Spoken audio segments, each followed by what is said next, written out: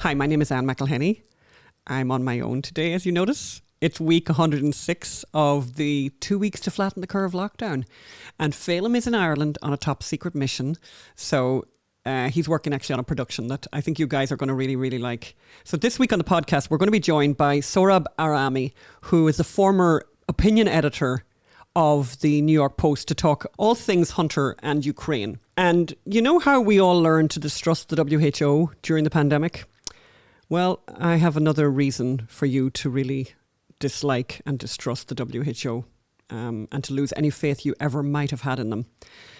And also the charity, amazing story, the charity Save the Children have just revealed that their top priority is not saving the children. And I watched the Oscars so that you don't have to. I know, some of you probably hate watched the Oscars. I hate watched the Oscars, and it was quite an extraordinary, amazing night for all kinds of appalling reasons. I'm going to talk to you about that. And I have a little recipe experiment that I want to bring you as well. And it's involving the air fryer. And thank you, by the way, for all the people who wrote about the Instant Pot. We have one person wrote and said, I need to hand it away. But I have two others who basically say, don't give it away. You're going to love it once you work out how to use it. I'm hoping to do this. Maybe not when Phelim is away, though. I think I wouldn't like to try and experiment with the Instant Pot, blow the whole house up, you know. I think I need a bit of help. But let's first of all go over to the interview I did a little bit earlier with Sohrab Ahmari. And I think you're going to find it fascinating. Let's go over to that right now. So now we're joined by our friend Sohrab Ahmari, who is a columnist and writer and the former opinion editor of the New York Post. And also now he is one of the founders and editor of Compact magazine, which is a new home for independent journalism that challenges our ruling class. Welcome, Sohrab. Thanks for having me. Good to see you again, Anne. It's good to see you. So we're hearing a lot about Ukraine at the moment, and I want to just bring you back to October 2020, when the New York Post published a bombshell story. Can you tell us what was the bombshell story that they published, and what happened to that story? Why was it important? So just to begin with, I was the op-ed editor at the time. So I was not involved in the reporting or editing of this story, but I sort of became one of the faces of the paper as we mounted a defense against accusations against the story, which we'll get to in a second. So the gist of the story was that we found emails, by now it's notorious laptop, belonging to Hunter Biden, emails on this laptop that showed that he had arranged meetings between his father, who was then the second most powerful man in the world, and the Obama administration's point man on Ukraine, on one hand, and executives from Burisma, a shady Ukrainian energy firm that was paying Hunter $83,000 a month for what services exactly, because he wasn't exactly an expert on Eastern Europe or energy affairs or anything like that. So that was the story. It was published on October 14th, 2020, 2 weeks before the general election in the United States. And within hours of it going up online, Facebook reduced circulation on it. And Twitter outright banned it from being shared. And not only banned it from being shared publicly, but it also banned users from sharing it in private direct messages. And then they suspended the account of the New York Post, they being Twitter, New York Post being the oldest continuously published daily newspaper in the United States, founded by Alexander Hamilton. 50 former intelligence officials published a letter claiming that the story bore the hallmarks of Russian disinformation, even though they had no evidence of such. And the entire blue check media circled the wagons and defended the claim, just reported it, almost like stenographers without questioning at all. They defended the 50 intelligence officials, saying that this was Russian disinformation. Fast forward 2 years, we're here now. The New York Times published a story saying, in fact, the emails were authentic. Yes. I loved where the New York Times finally acknowledged this story. Paragraph 24, I think, either 23 or 24, in a lengthy story about Hunter Biden appearing in front of the grand jury. That throughout its own coverage of the story, the New York Times kept calling it unsubstantiated up to this point. Unbelievable. So, It's very frightening. And I mean, it's kind of, how unprecedented is this? A story of this magnitude being suppressed at that level just about everywhere. How unprecedented is that? oh, it was a historic moment, or let's say a historic nadir. There's never anything like this. Not on this scale, not in terms of what the media outlet targeted, right? We weren't some small little blog or something like that. Sure. Like I said, it's the New York Post is the nation's fourth largest paper by print circulation. It was founded by Hamilton. It's a kind of veritable American institution, right? Yes. A New York institution, but also an American institution. And so it's very unprecedented, and it's unprecedented in this way. Let me just be precise about it. That over the preceding 4 or 5 years, there had been a mountain of anti-Trump stories that appeared in left of center mainstream media that then collapsed under factual scrutiny, minimal factual scrutiny. It collapsed. Those stories, despite them having collapsed, never got banned. You could still post some of them on Twitter today. They're still there. Just to give you an example, you probably remember all this better than I do, but there was this story, for example, about Cohen, Trump's attorney, having this McClatchy story, supposedly gone to the Czech Republic, gone to Prague to meet with his KGB handlers or whatever. The Mueller report absolutely demolished that. It was a false story. He had not gone to Prague. There's just no evidence of that. It's still up. It was never banned. Unbelievable. There was the story about Cohen again being suborned to lie to Congress by President Trump. President Trump suborned his attorney to do perjury, to commit perjury. And that appeared in BuzzFeed. And within 8 hours, the Mueller team released a statement disputing that story. Essentially, their source was the Mueller team, and the Mueller said, no, that's not true. Unbelievable. Never got banned. Still up, in fact. Still up, yeah. Still available. Et cetera, et cetera. I mean, there were so many of these over the 4 years with Russian collusion, when it was just this ongoing obsession of the Western media class, both sides of the Atlantic. False stories, utterly sort of risible nonsense. Unbelievable. They never received this kind of treatment. You know what I did just before we started talking? Because I just thought, to amuse myself and yourself, I looked at who won the Pulitzer Prize in 2020. And I mean, you love this, by the way. And it's really funny when you read this. It's almost like right. Do you know who won for breaking news in 2020? Who won the prize? Refresh my memory. Oh my God, it's so hilarious. It's basically, I'm not even going to find it right now in front of me, but basically about the governor. Yeah, I've got it here. So yeah, the breaking news reporting prize from the Pulitzer was for the staff of the Courier General, Louisville, Kentucky, for its rapid coverage of hundreds of last-minute pardons by Kentucky's governor, Republican, showing how the process was marked by opacity, racial disparities, and violations of legal norms. So the Matt Bevin story was the story of the year that everyone missed.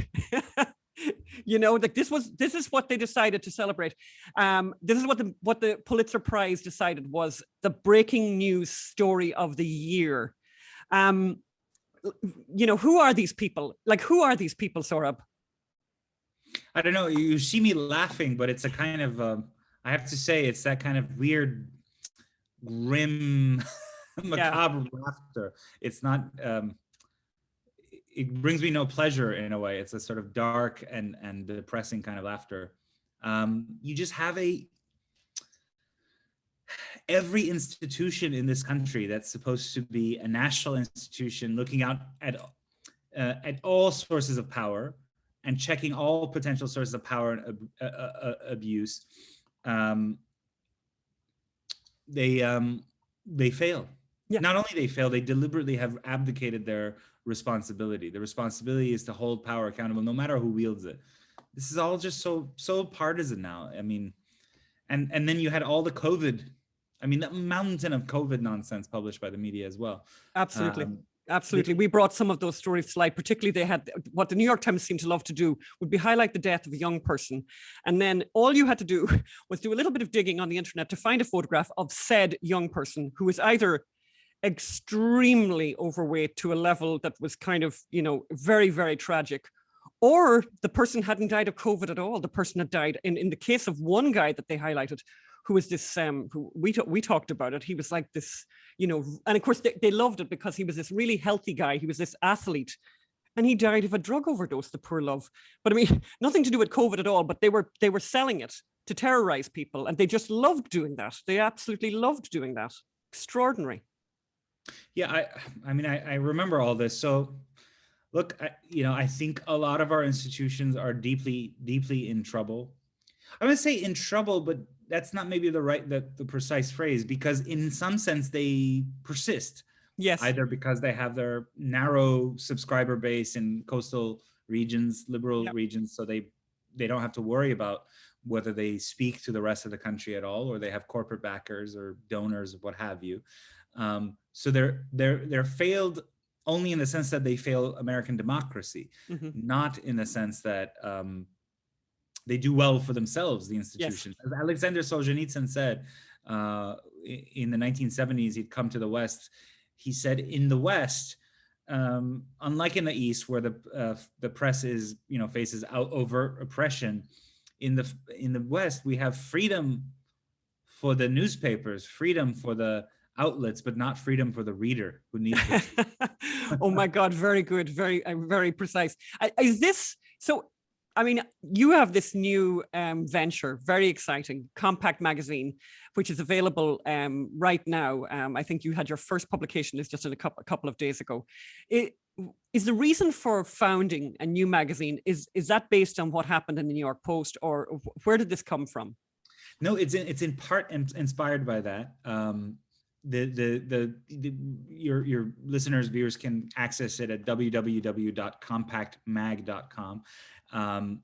The founders are myself and Matthew Schmitz, who used to work at the religious journal First Things, and a third writer, thinker named Edwin Aponte. Now, what's interesting is Matthew and I are considered of the right, but Edwin is a man of the left. But we're coming together to challenge this overclass, which is kind of bipartisan. It's not left or right. It's this uniparty overclass that we have that is a rapacious and corrupt overclass. These are the people who, after 9/11, plunged the West into 20 years of stupid and bloody and ultimately fruitless wars, the people who gave us the Great Recession, and the people who gave us the COVID measures that decimated small business, that destroyed millions of jobs, but enriched Jeff Bezos and Amazon and big box stores. And they're never held accountable.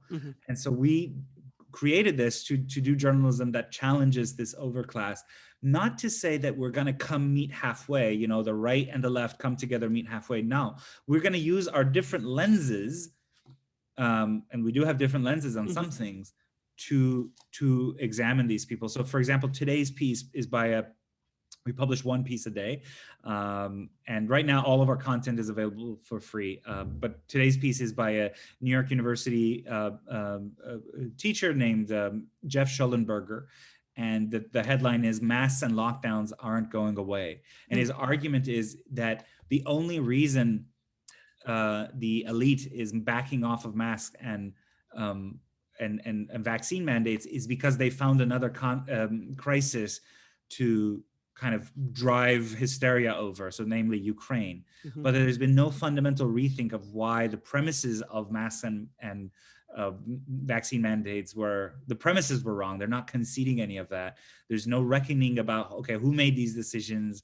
Why did we continue to mask children even after we knew that kids don't transmit the virus the same way or the same rate as adults do?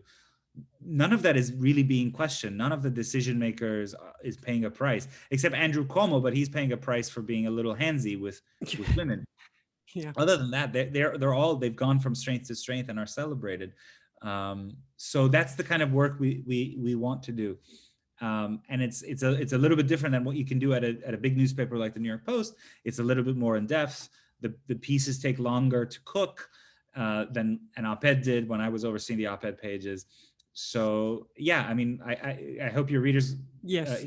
your viewers will check it out, because I think we strive to surprise people, right? We Yes. strive to surprise ourselves in some ways by having this this mix of writers from left and right who may not agree on everything together, but they sense that there's something wrong.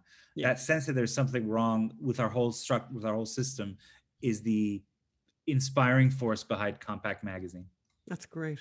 And your book, I wanted to ask you just before we finish up, I know we got little time today, but I wanted to ask you about your book, The Unbroken Thread, which we obviously spoke to you about the last time, which it was just an extraordinary book and really highly, highly, highly recommended. And it's dedicated to your son, Maximilian, who you called after Saint Maximilian Kolbe, which is, I mean, that was the first time when I was reading your book that I cried when I read and remembered the extraordinary story of Maximilian Kolbe. I wanted to ask you about your son, not specifically him, but children in general. So you're living in New York. Are you still living in New York? Yes. I wrote a column saying I'm done with New York, but it's easier said than done to uproot your family. So, you know, we bought a house in Florida as a sort of escape pod. Okay. The next time something happens. Okay, well, that's interesting, because basically I was going to ask you about how it is, how are you navigating the school system in New York? And have you any advice for parents of little ones who are, my colleague here, Magda, her son was shown a BLM video. He's 4 years old in preschool.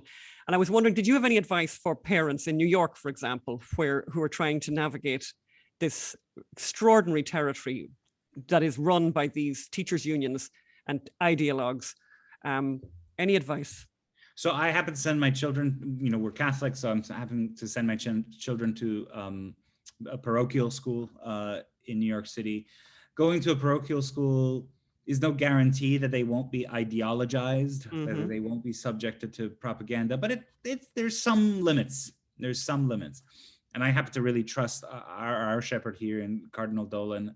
I think he's a bulwark for orthodoxy, and Catholic orthodoxy blocks out left-wing and right-wing extremism in both directions. It ensures a sort of soundness in that regard.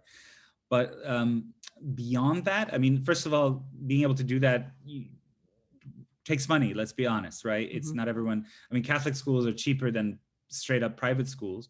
And it's not like private schools are immune from all this. In fact, some of the worst of this kind of propagandizing of children happens in very elite, expensive private schools. So what does that tell you? The answer ultimately is political organization, right?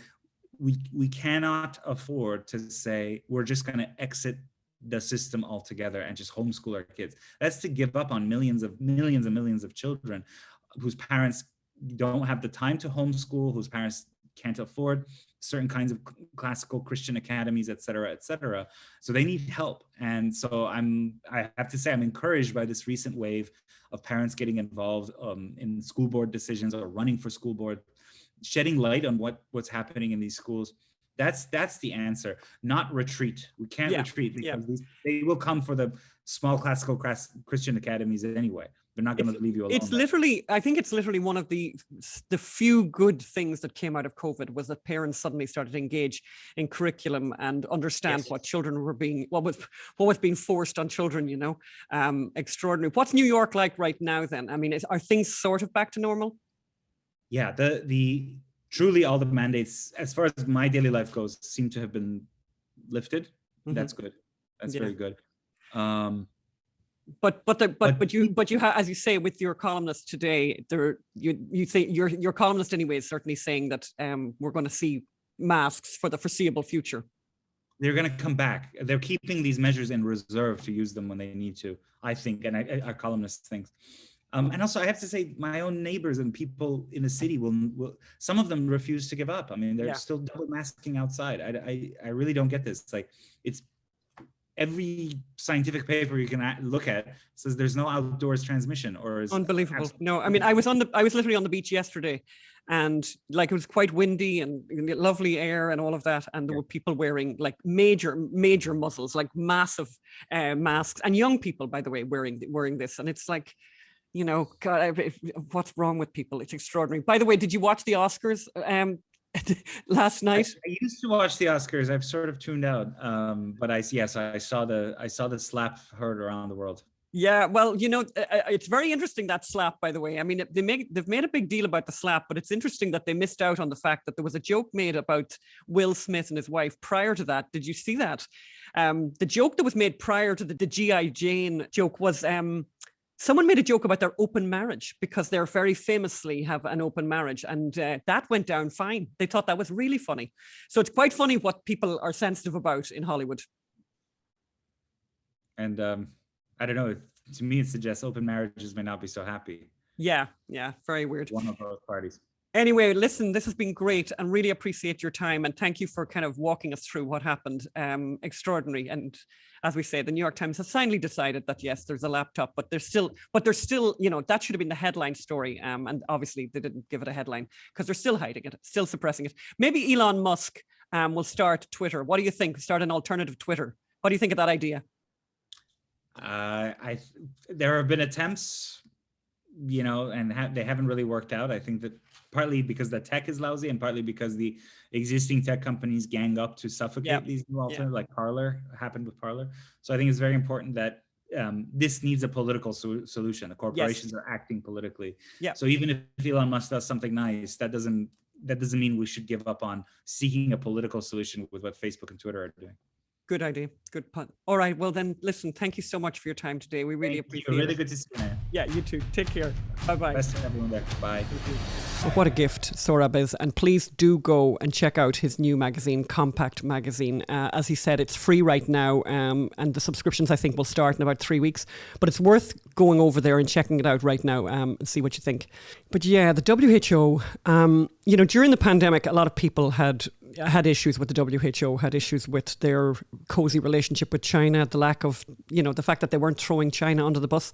And just to remind people, by the way, about China, according to Johns Hopkins, which a lot of people would say is a very reliable place to get information about all things COVID and COVID related, according to Johns Hopkins, more people died in Ireland than died in China from coronavirus.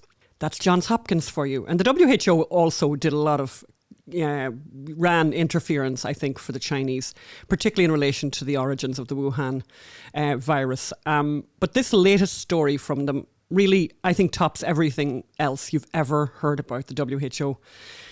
So they have just published a report where they've demanded an end to all limits on abortion. The agency says laws preventing termination at any point risk violating the rights of women, girls, or other pregnant persons. And by the way, the inclusion of other pregnant persons, by the way, other than women or girls, is another reason for you to never trust them about anything. These people can't even work out that only women and girls can have babies. Other pregnant persons. So that's that wokery that they're just, you know, obsessed with. But this is, to me, this is just an extraordinary thing. This is beyond, like, there's something very, very disturbing about this. The world's most influential health organisation is calling on governments to scrap the legal time limit on abortion.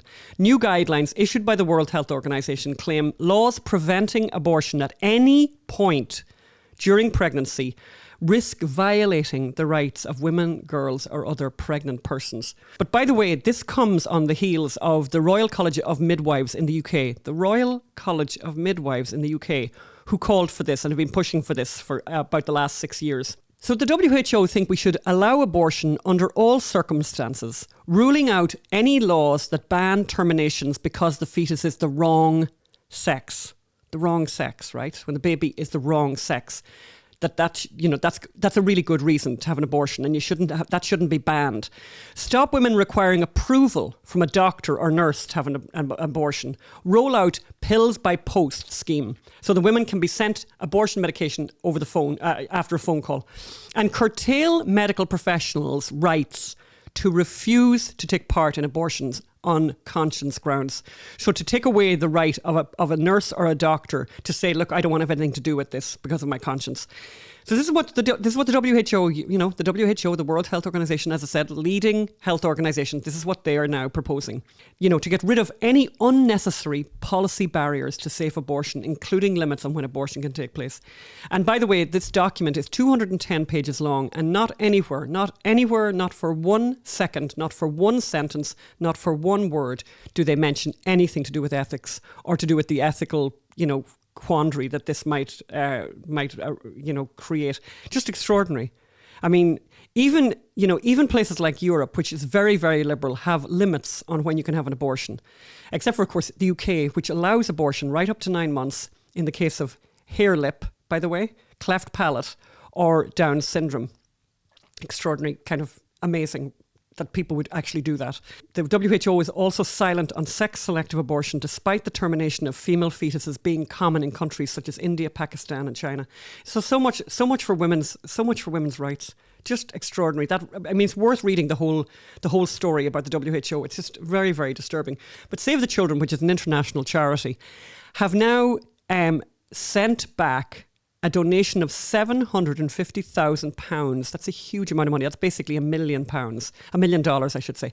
They've basically sent back $1 million from a North Sea gas firm, so an evil fossil fuel company, who wanted to give £750,000 to Save the Children for their help with their efforts in the Ukraine. But no, the Save the Children, their priority though is apparently the carbon footprint of some of these fossil fuel companies, and they're not going to take the money. So I think anyone who is planning on giving money to Save the Children, obviously they don't need your money. Obviously they don't need the money because they're able to send back this kind of money in the middle of an extraordinary crisis where children and their mothers are, refugees, the largest refugees since whenever. I don't know of any time in history there's been so many refugees. Extraordinary. It's not the only charity, by the way, that is kind of extraordinary that I've just found this story out. And I just think, given the fact that we're doing this movie, we're doing this film about Hunter Biden, about the Biden family, some of you will probably know this, that when Beau Biden died, Hunter Biden's brother died, they started a charity called the Beau Biden Foundation for abused kids, which is kind of amazing, by the way. So they have the Beau Biden Foundation for abused kids.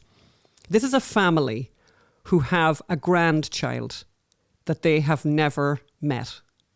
This is a family who have a grandchild, the child of the stripper that Hunter Biden is paying, has had to acknowledge paternity, a woman he had a relationship with for over a year. And here's this child that is being ghosted by the President of the United States and all of his family. Never met him. But anyway, the Beau Biden Foundation was started about a month after Beau Biden died. And just a very interesting little factoid about it. In 2020, the charity had $4 million. How much do you think, this is like fingers on the buzzers here, how much of the $4 million that they had in 2020 do you think they spent on children and abused children at that? How much of that budget went to children? And I went and I got my calculator out and I worked it out. So they actually spent 13.7% of the money of the 4 million. 13% of the money was spent on children. So where did the rest of the money go? To a lot of salaries, to a lot of people. I just think that that's hysterical. I mean, this is really extraordinary. 13% of $4 million actually went to doing what the charity was set up to do. And there were basically the people on the charity. And by the way, in 2020, guess who was on the board of the charity? Our old friend, Hunter Biden. Lots of the family have been on the board over the years.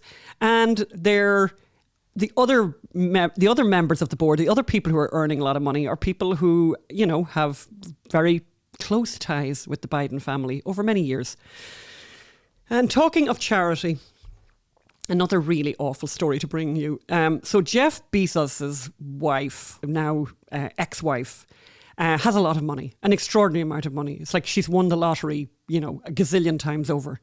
And she has been giving out money. She's been handing out money to charities. In fact, she has just sent out $12 billion. But one of her gifts, has made headlines because it's a historic gift. It's the biggest gift ever to this particular charity, and that charity is Planned Parenthood. So she has given $275 million to Planned Parenthood. Basically, and she's actually said that she really wants the money to be targeted at minorities and particularly black women. So basically, she is giving this huge amount of money to help black women have abortions, to actually reduce the population of black people in America. Am I missing something here? Is that not what would happen if you devote a huge amount of money to helping black women have abortions? This is what she's chosen to do with her money. Extraordinary. Did any of you watch the Oscars, by the way? Who watched the Oscars? I did, so that you didn't have to. And I kind of hate watched it, but by the way, it went on forever. I feel like I started watching it at 5 o'clock Pacific time, and I think it ended at like 9. Unbelievable. The Oscars have been having a massive problem lately with the fact that the ratings are terrible. Nobody wants to watch this show. I mean, it's really, really bad. But however bad it is, it's about to get much, much worse. So they're going to bring in a new rule at the Oscars. And they're going to disqualify movies that don't have enough black, gay or disabled actors by 2024. And in fact, the rule that they're going to bring in is that you have to have 30% of the cast have to be either black, gay or disabled. I mean, can you try and think about the number of movies that would mean you couldn't really make anymore? What about period dramas set in like Scotland or Ireland? Like how exactly would that work? And it's a reaction to the fact that they came under such criticism for the Oscars so white, but the show was extraordinary in every kind of awful possible way. So they had three women were the presenters, and the show started, and almost immediately you had Amy Schumer who apologized almost immediately for being white.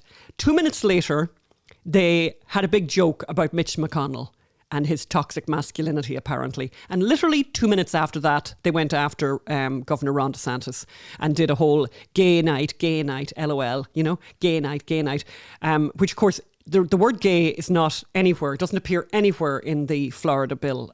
Just awful. And the first prize then, it literally was one woke thing after another. The first prize that was given out of the night was to a woman called Ariana DeBose, for being, and she herself called herself the first openly queer woman of colour, an acting Oscar, for her portrayal of Anita in the West Side Story.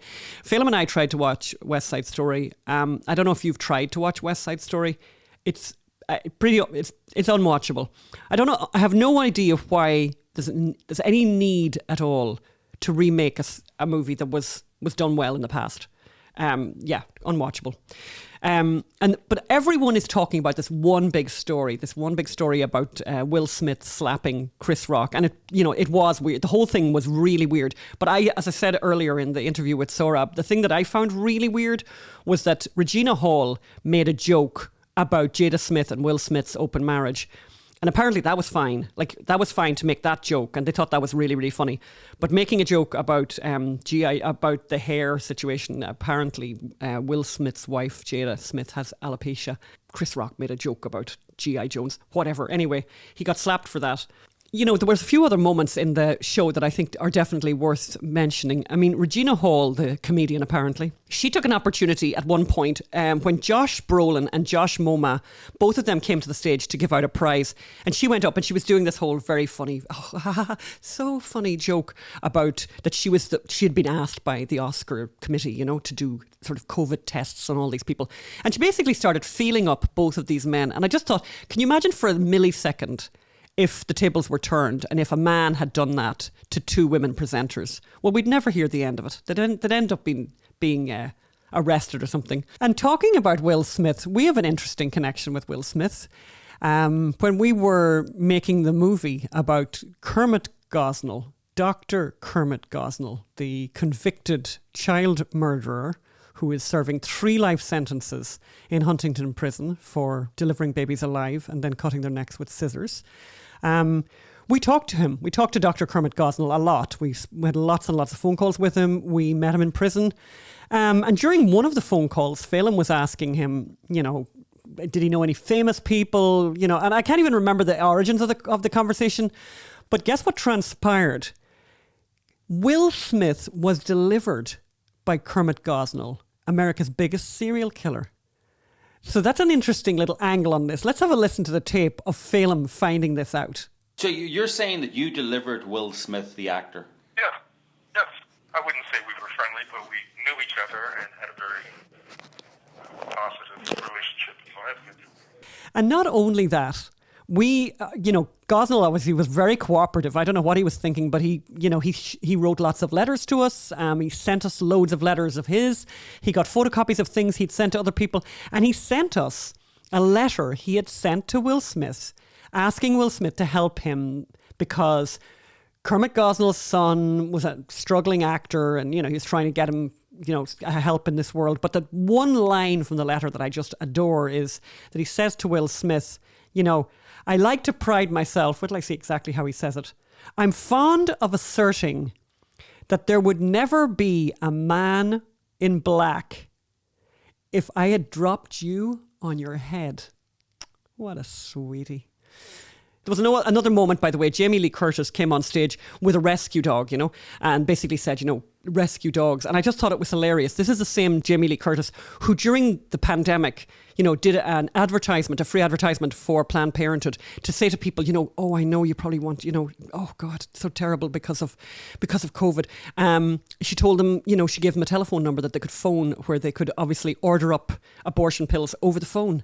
So, and there she is with the rescue dog and doesn't seem to see any kind of, connection between those two things.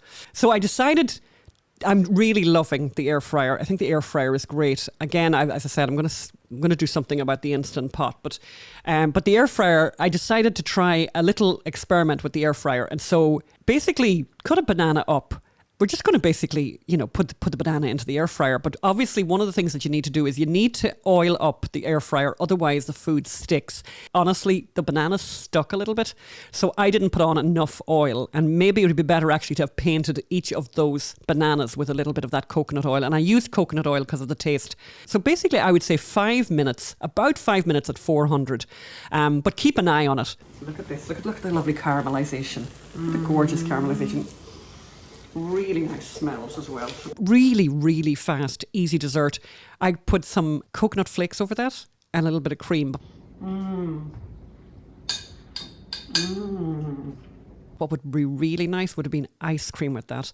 Yummy, yummy, because the contrast of the really cold with the really yummy warm banana. Very, very nice, very fast dessert. And I'm presuming you can do it with frozen bananas, but check that out. But as I said, we've come to the end of the show. Thank you very much to everyone who's been writing and saying really nice things about the podcast. We really appreciate it. We wouldn't be here if it wasn't for you.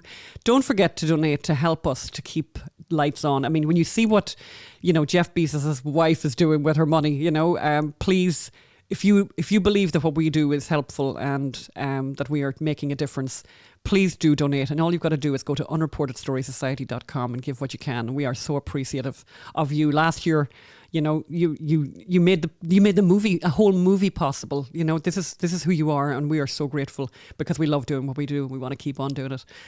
But that's it from me for this week, and hopefully we'll have Phelim with us next week.